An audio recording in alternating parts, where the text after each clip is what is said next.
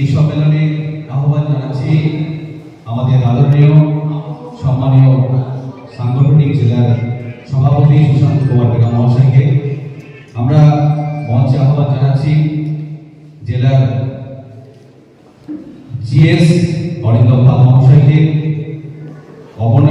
অপর্ণাদিকে আর সৌরভ অধিকারী। আপনারা মঞ্চে আসবেন, কারণ আমরা অনেকটা সময় ইতিমধ্যে বলেছি। আমরা আজকের এই শিক্ষক সম্মেলনের এই প্রারম্ভিক সূচনা করতে চাইছি। মঞ্চে ডেকে দিচ্ছি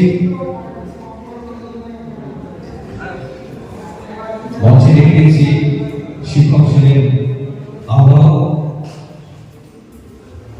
সম্মানীয় আশিস কুমার রায় মহাশয়কে।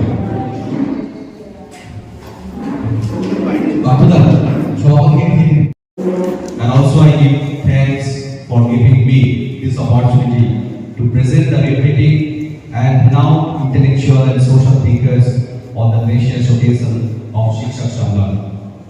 On behalf of our respected teachers community, I would like to greet our most beloved and honorable president of Arambagh Sangothanik Jilla, Mr. Sushant Kumar Bera, for his unwavering inspiration to organize today's program. We are also proud to have the very presence of Lokopriya Vidhayak of Arambagh Vidhan Sabha, Madhusudhan Bagh Mahashay. Also, we have the great presence of our GS of Arambagh Jilla. Also, we are very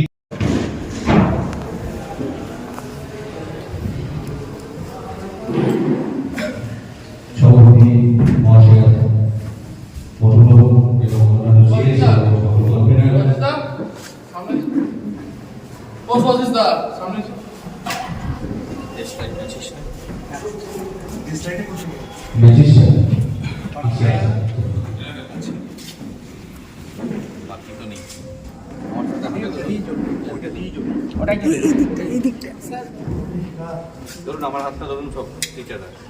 Bharat माता की जय, भारत माता की जय, भारत माता की जय।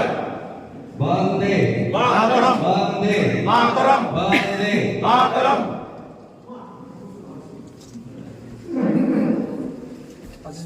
সকলে পুরস্কার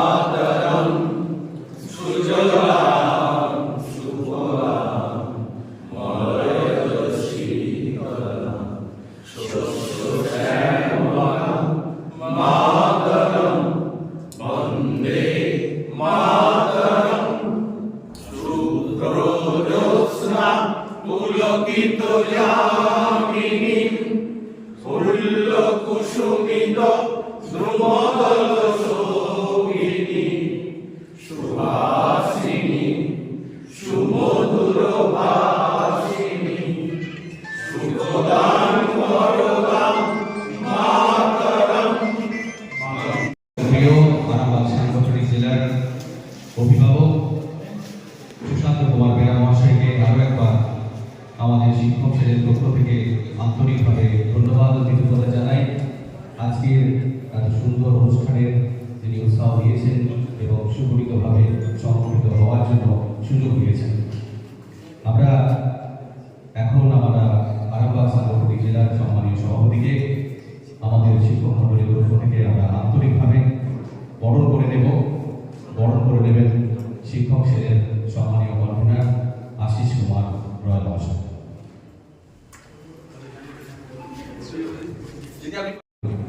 বরণ করে নেওয়ার জন্য পার্থ নায়ক মহাশয়কে আগ্রহ করছি।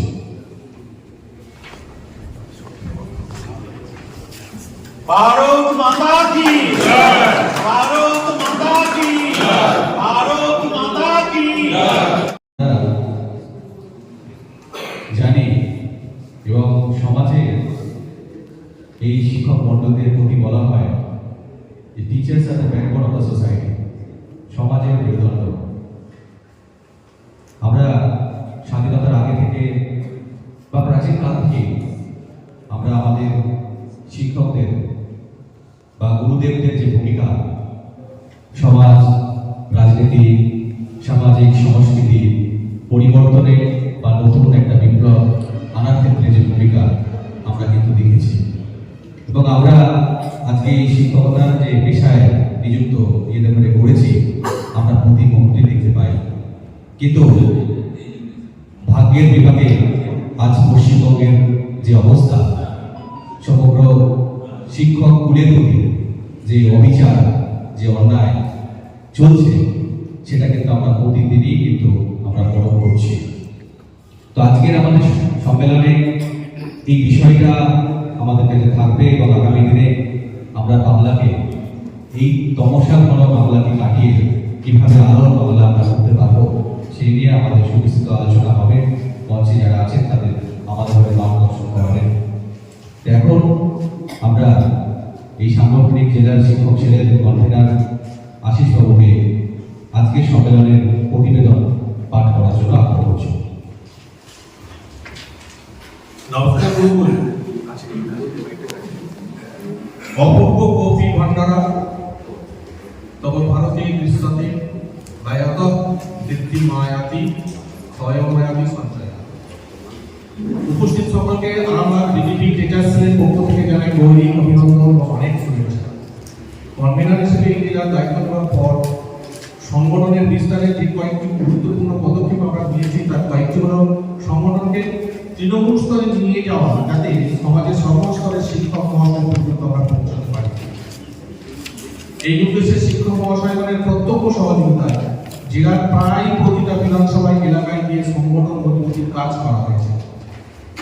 অনুকূল এবং প্রতিকূল দুই রকম পরিস্থিতির সম্মুখীন হতে হয়েছে।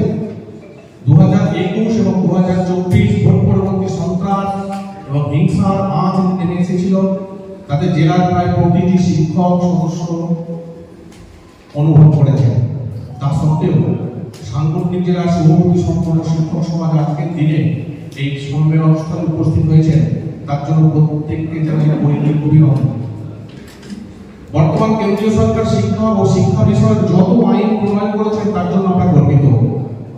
তবে যুক্তরাষ্ট্রীয় ব্যবস্থার সুযোগ নিয়ে এবং রাজওয়ারি মনোভাব প্রকাশ করে পশ্চিমবঙ্গ, তামিলনাড়ু, কেরালা সহ কয়েকটি রাজ্য সেই আইনসমূহ যথাযথ ব্যবহারিক প্রয়োগে কৌশলগত দ্বিচারিতা বজায় রেখে চলেছে।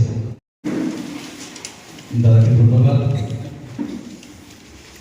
প্রতিবেদনের মধ্য দিয়েই আমাদের যে রূপরেখা, আগামী দিনে আমাদের শিক্ষক কুলের এই বাংলার অচলাবস্থাকে কাটিয়ে তুলতে কি ভূমিকা, তা প্রতিবেদনে আমাদের কাছে ধরা পড়ল। এবং আমরা জানি যে এই শীত প্রায় অবসান করছে, শীতের পরই বসন্ত আসবে, নতুন উন্মাদনা থাকবে, কিন্তু পশ্চিমবঙ্গের এই বসন্তেই ঘটে যাবে এক ঐতিহাসিক বিপ্লব, 26-এর নির্বাচন, যেখানে আমরা সারা বাংলা চাইছে পরিবর্তন। এই জগদ্দল পাথরের মধ্যে সরকারের পরিবর্তন চাইছে, সেখান থেকে আমরা শিক্ষক কুল বা শিক্ষক মন্ডলীরা আমরা চাইছি পরিবর্তন। এবং বিবিসির একটা বিখ্যাত যে লাইন আমার মনের মধ্যে আসছে, সেটা বলতেই হয় যে এই শীতের অবসানের পর কি বসন্ত আসবে না? আমরা জানি শীতের পর কিন্তু বসন্তই আসে। If winter comes, can spring be far behind?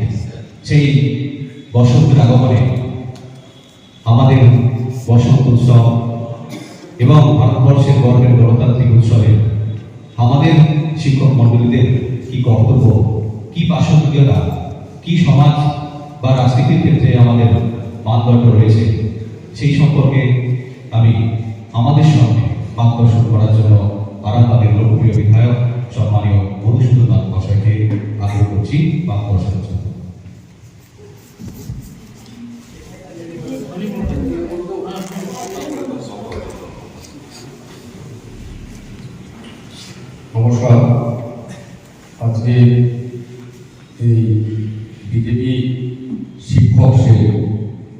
আজকে চতুর্থ বার্ষিক সম্মেলন। এই সম্মেলনে আমাদের জেলার মাননীয় সভাপতি সুশান্ত কুমার বেরা এবং জেলার যারা সাধারণ সম্পাদক সহসভাপতি উপস্থিত আছেন এবং টিচার সেলের পক্ষ থেকে আশিসবাবু মঞ্চে ছিলেন এবং আরও যে সমস্ত শিক্ষক বন্ধু, আমি যেহেতু শিক্ষকতার সঙ্গেই যুক্ত তাই তাদের আমি সহকর্মী বলে সম্বোধন করলাম। তাদের সকলকেই আমার পক্ষ থেকে আন্তরিক শ্রদ্ধা, ভালোবাসা, শুভেচ্ছা, নমস্কার। আমরা যেই কাজটি করি শিক্ষক, এটি আমার মতে এবং আপনাদেরও মতে আমি খুব অল্প অল্প করে করবো, কারণ যেখানে আমি বক্তব্য দিচ্ছি সেখানে যারা বসে আছেন, যারা মঞ্চে আছেন, তারা প্রত্যেকেই শিক্ষক। আবার শিক্ষক যদি বলা হয় শুধুমাত্র যারা চাকরি করেন তারাই শিক্ষক, সেটাও আমার মনে হয় না। যিনি প্রত্যেক মানুষই তার একজন করে শিক্ষক থাকেন। তিনি যদি মোটরসাইকেল গ্যারেজের মেকানিক্স হন তাহলে আরো একজন গুরুদেব হয়েছেন, তার একজন শিক্ষক হয়েছে। যে ধান কাটা শিখেছে তারও বাবা বা তার কোনো একজন ব্যক্তি তাকে শিখিয়েছেন, এই শেখাটাও তার কাছে তিনি শিক্ষক, উনি ছাত্র। এইভাবে যদি দেখা হয় তাহলে অল্প অল্প করবো, কারণ আপনারা জ্ঞানের এক একটা ভান্ডার, এক একটা বিষয়ের উপর আপনারা দিকপাল। তো শিক্ষকতা এটি একটি সুমহান সমাজ সেবামূলক বৃত্তি। এটাকে কেন না, যদি ইংরেজি শিক্ষক হিসাবে আপনি কোন শব্দটা ব্যবহার করবেন, আমি বলবো অকুপেশন শব্দটাই ব্যবহার করবো। কারণ দেখুন, যদি ডিউটি বলা হয়, আমি শিক্ষক হিসাবে আমি ডিউটি করি 8 ঘন্টা, ডিউটি নার্স করে ওটা আলাদা ডিউটি। কিন্তু একজন শিক্ষক তিনি যখন শিক্ষকতা করেন তার দায় এবং দায়িত্ব দুটোই থাকে। একটা দায়, তাকে জবাবদিহি করতে হবে, দায়িত্ব পূর্ব নির্দিষ্ট কর্তব্য। অতএব এই দুটোকে যদি আমি ভেঙে বলি তাহলে অনেকটা সময় লাগবে, কারণ আমি মনে করছি না যে আমরা ছাত্র, আমি শিক্ষক, আমরা সবাই শিক্ষক। আমরা নিজেদের মধ্যে এই যে আলোচনাটা করছি, সেই আলোচনা প্রসঙ্গে আমি বলছি যে দেখুন, প্রথম শব্দটা দায়। আমরা জবাবদিহি করি, এই যে দায় আমার উপরে রয়েছে, বিদ্যাসাগর বহুকাল পূর্বে বলে গেছেন, শিক্ষা দায়িত্ব নিতে পারে এমন একদল মানুষ তৈরি করতে হবে। তো আমি শিক্ষক হিসেবে দায় নিয়েছি। আমি 50টা ছেলেকে একটা শ্রেণীকক্ষে পড়াই, 40টা ছেলে সফল হয়, 10টা ছেলে অসফল হয়, অকৃত কার্য হয়। এর আমি দায় নিয়েছি কোনোদিনও? আমাকে দায়িত্ব দেওয়া হয়েছে, দায় মানে লায়াবিলিটিস, অ্যাকাউন্টেবিলিটি, আমি তো নিইনি। কিন্তু যখন আমার রেসপন্সিবিলিটির প্রশ্নটা আসছে, যে আমি শিক্ষক হিসেবে আমার রেসপন্সিবিলিটিটা কি ছিল, সেই রেসপন্সিবিলিটিটা আমি কার ক্ষেত্রে প্রয়োগ করছি? না, আমার ছেলেটা ঠিক করে আজকে স্কুল গিয়েছিল, পড়েছে কিনা, খেয়েছে কিনা, ঠিক টাইমে ঘুমিয়েছে কিনা, স্নান করেছে কিনা, তাকে কিভাবে দিন করে মানুষ করা যাবে, তাকে শিক্ষক করতে হবে, ডাক্তার করতে হবে, ইঞ্জিনিয়ার করতে হবে, যে কোনো পেশায় তাকে নিযুক্ত করতে হবে। এই দায়িত্বটা আমার সেখানে বড় হয়ে যাচ্ছে। এই দায়িত্বটা, দায় এবং দায়িত্ব, এই দুটোকে যদি আমরা মেনে চলি তাহলে শিক্ষক হিসেবে যে সুমহান বৃত্তি, সমাজ সেবামূলক বৃত্তির সঙ্গে আমরা যুক্ত হয়েছি, সেটা আমাদের কর্তব্য বোধ আমাদের নাড়া দিলে, আমরা সেই জায়গায় সফল হলে, আমি যদি ইতিহাসের ছাত্র হিসেবে সফল হই, আমি বিগত 22 বছর ধরে এই বিভাগের একজন ছাত্র হিসেবে আমি পড়ে চলেছি, পড়িয়ে চলেছি, চলছি। এখন একটু কম স্কুলে যাই, আমি আবার রাজনীতিটা নিয়ে একটু বেশি ব্যস্ত থাকি। কিন্তু একজন শিক্ষকের পেশা নয় ওটা। পেশাটার মধ্যে আবার অনেক কিছু এসে যাবে, কারণ পেশাটা যখন আপনি বলবেন তখন তো আপনি সকাল 10টার সময়, 10:30টার সময় স্কুলে যান, 11টার সময় স্কুলে ক্লাসে যান, 40 মিনিট নির্দিষ্ট সময়ে যান, নির্দিষ্ট সময়ে শ্রেণীকক্ষে 40 মিনিট 45 মিনিট পড়িয়ে আবার স্টাফ রুমে ফিরে চলে আসেন। এটা তো পেশা, কিন্তু পেশা না, এটা এমন একটা জীবিকা যে আমরা দায়বদ্ধতা ওই 40 মিনিটে যে ইন্টারেকশন হলো তারপরে যে আপনার ওখানে সমস্যা তৈরি হলো, সেই সমস্যাটাকে আপনি মনন করেন বাড়িতে এসে।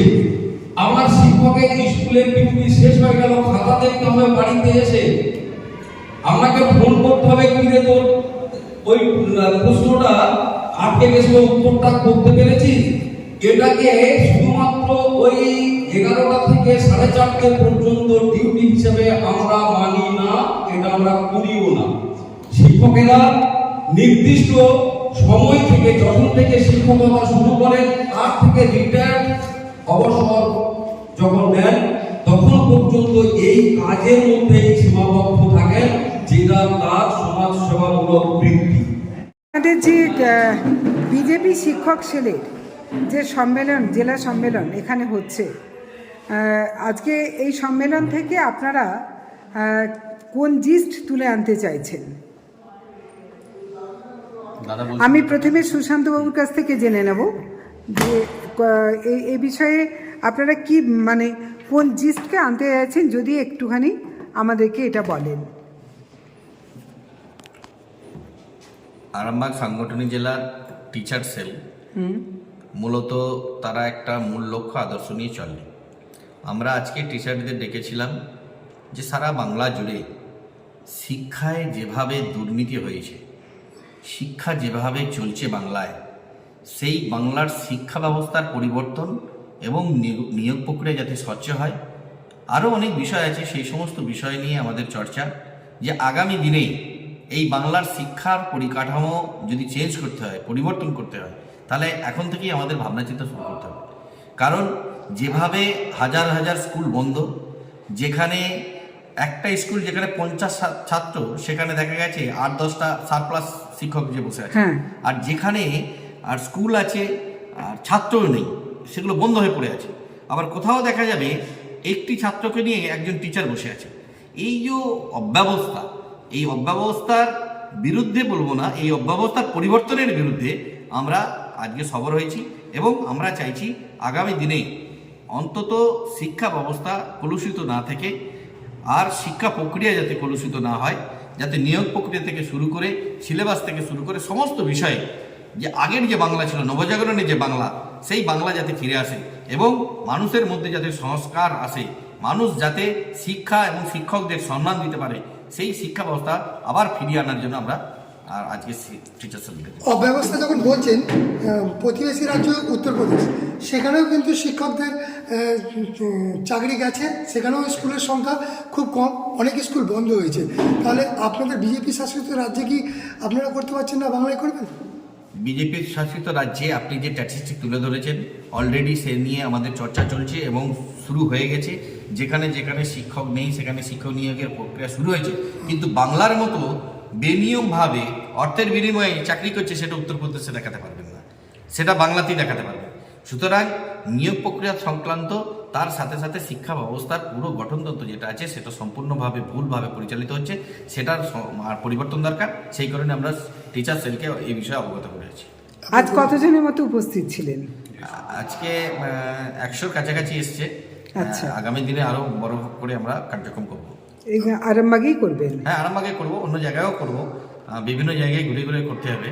তো অনেকেই পূর্ব সূচনা পায়নি। আজকে রবিবার ছিল, শীতের রবিবার, মানে আপনারা জানেন যে এটা শিক্ষকদের কাছে কতটা ইম্পর্টেন্ট। সেই জন্য আজকে সংখ্যাটা আমাদের 300 রাখা ছিল, এসেছে আমাদের 120-25 মতো। এরপরেও আমরা আর বড় আকারে রাখবো। আর এখানে বাবুসোনা বাবু আছেন, আপনি যেহেতু আজকে এই অনুষ্ঠানের সঞ্চালক এবং আহ্বায়ক ছিলেন, তো আপনারা কি মনে করছেন যে শিক্ষকরা আদৌ কতটা সুরক্ষিত? প্রথমেই আপনাদের ধন্যবাদ জানাই। মিডিয়া বন্ধু যারা আছেন, আমার সঙ্গে রয়েছেন আমাদের অভিভাবক জেলার সভাপতি, আমাদের সঙ্গে রয়েছেন শিক্ষক সেলের সম্মানীয় সভাপতি আশিসবাবু রয়েছেন। তা আমাদের দেখুন, আমাদের বিজেপি শিক্ষক সেলটা ঠিক অন্য রাজনৈতিক দলের শিক্ষা সেলের থেকে আলাদা। প্রথমেই এটা কিন্তু ভাবতে হবে। কারণ আমরা ব্যক্তি স্বার্থ হিসেবে কাজ করি না, আমরা রাষ্ট্রহিতে কাজ করি। এটা রাষ্ট্রবাদী একটি দল এবং এই সেলটাও রাষ্ট্রবাদী চিন্তা ভাবনা নিয়েই আমরা কিন্তু এগিয়ে যাচ্ছি। এখন যেটা আপনি প্রশ্ন করছেন যে কতটা আশ্বস্ত হলাম বা কী চিন্তামুক্ত হলাম এই আর কি, দেখুন বাংলার যে অবস্থা রয়েছে, এক কথায় বলা যেতে পারে অন্ধকার কিন্তু গ্রাস করতে করতে একদম তমসাচ্ছন্ন হয়ে যাচ্ছে। আমরা কিন্তু সমস্ত জায়গাতেই যারা রাষ্ট্রবাদী চিন্তার মানুষ রয়েছে তারা চিন্তা ভাবনা করছি এই বাংলা নবজাগরণের বাংলা। এই নবজাগরণের প্রাণপুরুষ কিন্তু আমার আরামবাগেই ছিলেন, জন্মেছিলেন রাজা রামমোহন রায়, যে বাংলার নবজাগরণের প্রাণপুরুষ সারা ভারতবর্ষের মহিমা বিশ্ব দরবারে তুলেছেন। সামনে রামকৃষ্ণ পরমহংসদেব শিক্ষার আলোর জন্য বিদ্যাসাগর রয়েছেন, সাহিত্য সম্রাট বঙ্কিমচন্দ্র রয়েছেন। তাহলে সেই বাংলা, যে বাংলা আমরা ইংরেজিতে বলতাম তখন গর্বের সহিত, what Bengal things today India things tomorrow, যে বাংলার বিপ্লবীরা যে স্বাধীনতা সংগ্রামে তারা প্রাণপণ চেষ্টা করেছেন, সেই বিপ্লবের আঁতুড়ঘর বাংলা আজকে যে অবস্থায় শিক্ষায় রয়েছে এবং শিক্ষক কুল যে সম্মানে পাচ্ছে বাংলায়, সেটা কিন্তু আপামর জনসাধারণ দেখছে এবং তারা ভয় ভীতি এবং একটা মানসিক ভাবে তারা ভাবছে যে প্রকাশ করব না করব না। তারা যদি রাষ্ট্রহিতের কোনো কথা বলে তাদের ঘরে কিন্তু সবসময় দমিয়ে রাখা হচ্ছে। যে শিক্ষকরা বেণীমাধব বাবুর কথা সুভাষচন্দ্রের গুরুদেব ছিলেন আমরা জানি, সেই শিক্ষকই কিন্তু তাকে বিপ্লবী তৈরি করেছিল দেশের জন্য, রাষ্ট্রের জন্য। আজকে সেই শিক্ষকরাই কিন্তু তারা মান সম্মানে অভিমানে রাজনৈতিক যে হিংসার কারণে তারা কিন্তু বাধ্য হচ্ছে তারা গৃহ মধ্যে তারা থাকতে, কোনো কথা না বলার জন্য। আচ্ছা, শিক্ষকদের যে অবস্থাটা এখন দাঁড়িয়েছে, শিক্ষকদেরকে এখন পড়ানো কম, তার থেকেও বেশি হচ্ছে সাংস্কৃতিক অনুষ্ঠানকে আয়োজন করতে হচ্ছে, তাদেরকে বিভিন্ন সচেতনতামূলক প্রোগ্রাম করতে হচ্ছে, সরকারিভাবে খাদ্য মেলা করতে হচ্ছে, তাদেরকে মিড ডে মিল দেখতে হচ্ছে, তাদেরকে নির্বাচন প্রক্রিয়ায় অংশগ্রহণ করতে হচ্ছে, তাদেরকে পোলিও ভ্যাকসিন ইত্যাদি ইত্যাদি নানান কাজে, মানে যে ব্রত নিয়ে তারা শিক্ষক হয়েছেন, সেই শিক্ষকের কাজটা যতটা না করতে হয় তার থেকেও অনেক বেশি আনুষঙ্গিক মানে অন্যান্য কাজ, যেগুলোর সঙ্গে শিক্ষার একটা ছাত্রকে পড়ানোর কোনো সম্পর্ক নেই, সেগুলো করতে হচ্ছে। এটাকে কতটা প্রাসঙ্গিক, এবং আপনারা যদি কখনো ক্ষমতায় আসেন তাহলে আপনারা কি শিক্ষকদেরকে দিয়ে এই সব কাজে ব্যস্ত রাখাবেন, না শুধু ছাত্রদেরকে কি করে গড়ে তোলা যায় শারীরিক এবং মানসিকভাবে সেটা করবেন? দেখুন, আমাদের সেমিনারের প্রথম সপ্তাহে আমাদের সম্মানীয় প্রেসিডেন্ট আমাদের বলেছেন, বিভিন্ন সমস্যা তুলে ধরেছেন। আপনি যে প্রশ্নটা করছেন সেটাও আমাদের এই আলোচনার মধ্যেই ছিল, যেটা হচ্ছে আমরা ক্যারিকুলাম আর কো ক্যারিকুলাম অ্যাক্টিভিটিস বলে আমরা জানি, পাঠ্যসূচি এবং পাঠ্য বহির্ভূত যেগুলো আমরা একেবারে থেকে, কিন্তু সেটা হচ্ছে শিক্ষারই অঙ্গ, আমাদের পার্ট অফ লার্নিংয়ের মধ্যেই পড়ে। কিন্তু এখন বর্তমানে যে সরকারি কারণে, তার প্রচারের কারণে, সরকারের প্রচার বাবু, এই কারণে কিন্তু শিক্ষক বা এই বিদ্যালয়গুলোকে বা এডুকেশনাল ইনস্টিটিউশনগুলোকে কাজে লাগানো হচ্ছে।